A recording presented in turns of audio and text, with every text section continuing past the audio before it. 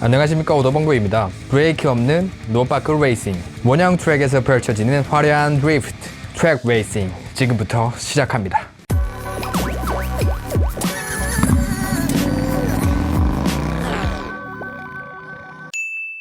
1900년도 초에 모터사이클이 개발되고 모터레이싱이 오프로드에서 이루어짐과 동시에 실내의 경마장 같은 곳에서도 이 경기가 이루어지게 됩니다. 이것이 바로 지금의 스피드웨이 또는 플랫 트랙의 장르인 트랙 레이싱이 되었습니다. 이 스피드웨이는 노면이 얇은 쉘과 모래로 구성되어 있고 4명에서 6명의 라이더가 타원형 트랙에서 반시계 방향으로 4바퀴에서 6바퀴를 도는 레이싱입니다. 순위별로 포인트를 지급하고 몇 개의 경기를 치루어서 포인트 합산으로 우승팀이나 우승자를 고릅니다. 이 헬멧 색깔로 팀을 구분합니다. 참 귀엽죠?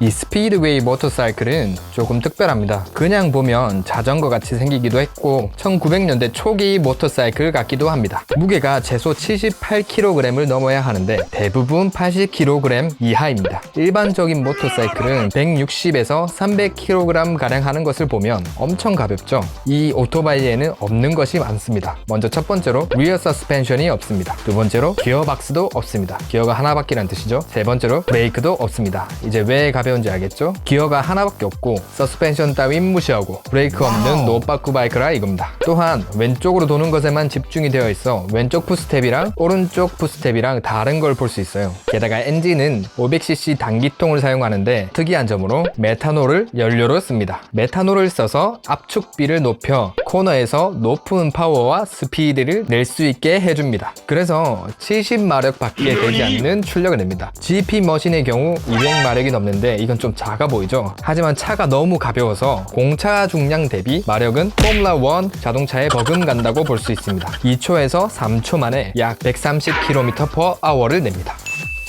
자, 이 모터사이클은 딱 봐도 어려워 보이죠? 트랙 레이싱은 라이더의 스킬 의존도가 매우 높은데요. 코너링 할 때 특히 감속을 하면 안 되기 때문에 대부분 파워 슬라이딩이나 브로드 슬라이딩이라고 불리는 테크닉이 매우 중요한 스킬입니다. 파워 슬라이딩은 코너 진입 시 스로틀을 풀어서 뒷바퀴를 먼저 바깥쪽으로 보내고 나서 인코스로 진입하는 기술입니다. 브로드 슬라이딩은 뒷바퀴를 슬라이딩 하면서 코너를 도는 것인데 보통은 원심력을 받아 바깥으로 낮아 빠지겠지만 이 모터사이클은 리어 서스펜션이 없기 때문에 스로틀을 감으면 미끄러지면서 속도를 낼 수 있는 것입니다. 라이더는 얼른 발을 빼고 슬라이딩을 하면서 균형을 잡아야겠죠. 그래서 이 스틸 슈즈를 착용해 빠르게 발을 뺍니다. 또 하나 특이한 점은 라이딩이 끝난 후에 오토바이에 불이 붙으면 빵점이랍니다.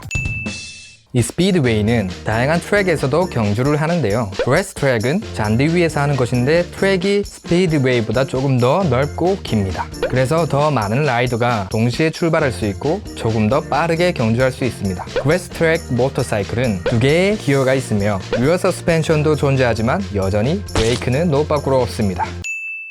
아이스 스피드웨이, 말 그대로 얼음 트랙이죠. 2개의 클래스가 있는데 고무 타이어로만 경쟁하는 클래스, 그리고 찡이 박힌 스터디드 타이어만 사용하는 스터디드 타이어 클래스, 이렇게 2가지 장르가 있습니다. 스터디드 타이어 클래스, 트레드가 없는 타이어에다가 1인치나 되는 스파이크를 앞바퀴엔 90개, 뒷바퀴엔 200개 이상을 받고 경기를 치릅니다. 이 스파이크 때문에 스피드웨이에서 미끄러지면서 코너를 도는 브로드 슬라이딩을 볼 수가 없습니다. 이 코너를 도는 양상이 완전히 다르기 때문에 스피드웨이 라이더가 아이스 스피드웨이 경기를 동시에 출전하기는 힘들겠죠. 이 스피드웨이를 얘기하면서 플랫 트랙, 더트 트랙을 얘기를 안 할 수 없습니다. 미국 모터사이클 연맹인 AMA에서 주최하는 그랜드 내셔널 챔피언십입니다. 일반적으로는 더트 트랙 혹은 플랫 트랙이라 불립니다.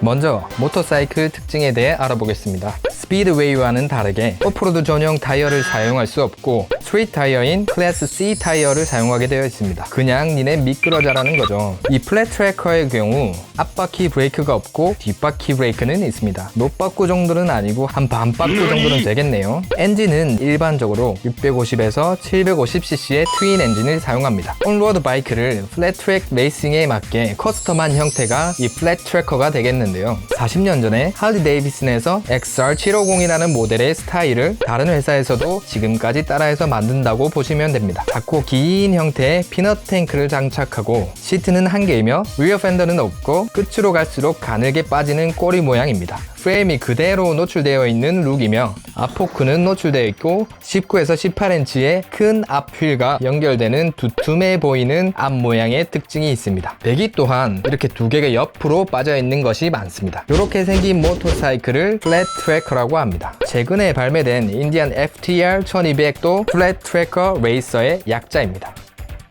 이 플랫 트랙은 800에서 1600km의 타원형 트랙을 도는 경기이며 인도어 숏 트랙은 더 작은 규모의 경기장을 이야기합니다. TT 레이싱은 거리 제한이 없고 오른쪽 코너와 점프대가 최소 1개 이상 포함되어야 합니다. 트랙 표면의 종류에 따라 레이싱팀은 타이어를 준비해야 하는데 습기가 없이 마른 표면을 쿠션 트랙이라 합니다. 약간의 습기가 있어 빡빡하게 패킹된 표면을 그루프 트랙이라고 합니다. 여기에 더 습기를 얹어서 질퍽하게 만들어 놓은 표면을 블루 그루프라고 부르며 타이어를 얇은 층의 고무로 바꾸어주며 경기를 치릅니다. 이 플랫 트랙 라이더는 철로 만들어진 이 고무신 같은 스틸 슈를 착용합니다. 슬라이딩을 할 때 발을 빼지 않고 파워 슬라이딩 하는 기술을 핏업 슬라이드라고 하는데 말 그대로 균형을 발로 하지 않고 이 온전히 몸을 바이크에 맡긴 채로 슬라이딩을 하는 것이기 때문에 굉장히 어려운 기술이라고 볼 수 있습니다. 특히 이 플랫 트래커 레이싱 선수가 모토GP 선수가 되는 경우도 있다고 합니다.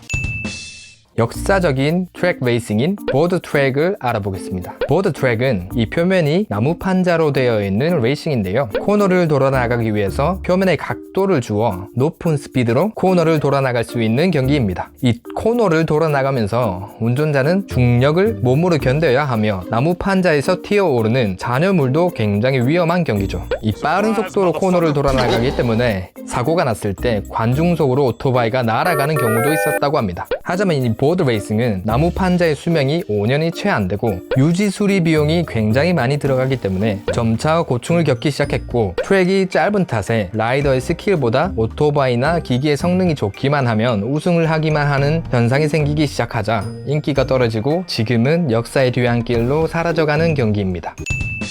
워터 레이싱은 일본 버전 트랙 레이싱인데 트랙이 오프로드가 아닌 아스팔트로 구성이 되어 있으며 도박 스포츠라고 합니다. 자, 이렇게 트랙 레이싱에 대해서 알아보았는데요. 시청해주셔서 감사하고 앞으로도 많은 사랑 부탁드립니다. 오더방고였습니다.